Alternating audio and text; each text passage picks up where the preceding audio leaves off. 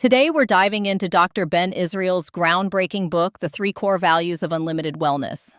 This book introduces the idea of unlimited wellness built on agility, ability, and mentality. It's a fresh framework for long-term health and resilience. Dr. Ben shows us how integrating the mind and body leads to performance that goes beyond fitness.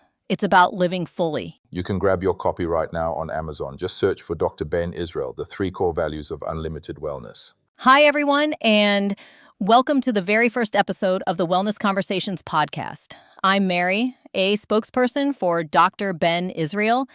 And I'm Tonny, a spokesperson for Dr. Ben Israel, too. We're so glad you're here with us today because this show is all about exploring what it really means to live well, not just physically, but mentally, emotionally, and socially. That's right. Too often, wellness gets reduced to a diet, a workout plan, or a bunch of checklists. Drink water, take your vitamins, get your steps in. Yeah, the classic 10,000 steps or you failed the day mindset. Exactly. But wellness is so much more than that. Today, we're starting with a big question. What does it mean to be truly well? Let's be real. Many of us have tried chasing wellness as if it's a to-do list. You hit the gym, you eat a salad, you meditate for 10 minutes, and then you still don't feel whole. Right? That's because you can't separate the different parts of your life. If your mind is anxious or you're lonely, even if your body looks fit, you won't feel well. It's like having a car with a shiny exterior but a broken engine. Everything has to work together. Yes. True wellness is integration. It's when your body, your emotions, your spirit, and your connections with others are in harmony. One of the most fascinating things I've learned is how deeply the body and mind are connected. Stress is a perfect example. Absolutely. You might think stress lives in the brain, but it can show up as back pain, fatigue, or digestive issues. The body is always keeping score. And then when you care for your body, like moving regularly, it sharpens your mind. I've had days where a walk outside clears my thoughts better than an hour of sitting at my desk. Same here. And we can't leave out the spiritual side. Now, when we say spiritual, we don't just mean religion. It's that deeper sense of peace and purpose, knowing what anchors you when life feels unpredictable. Yes. For some, it's meditation. For others, it's nature, journaling, or creative expression. When you're spiritually grounded, everything else flows more easily. Another area people overlook is social wellness, our connections with others. And yet, it's so vital. Think about how much lighter you feel after a genuine conversation with a close friend. Exactly. Relationships are protective. Strong bonds reduce stress, support healing, and even help people live longer. On the flip side, isolation takes a toll.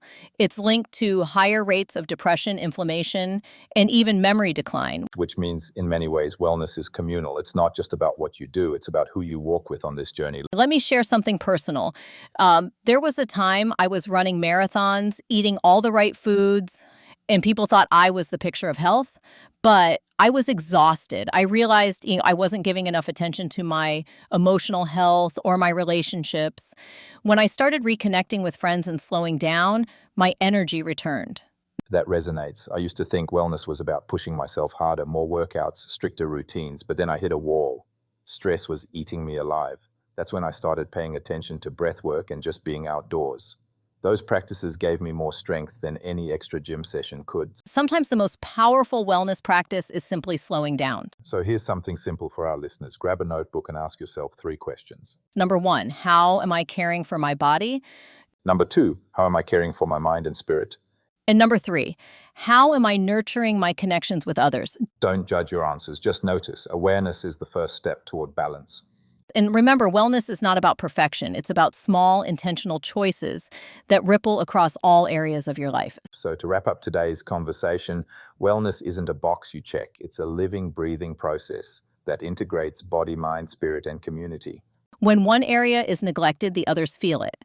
But when you nurture all of them, even in small ways, you begin to feel whole. Next week, we'll be talking about why wellness should feel more like a menu of choices than a rigid plan. That's going to be a fun one. I can't wait. Until then, take a moment each day to check in with yourself and with someone you love. Thanks for joining us. This is Tonny. And I'm Mary. And we'll see you on the next episode of Wellness Conversations.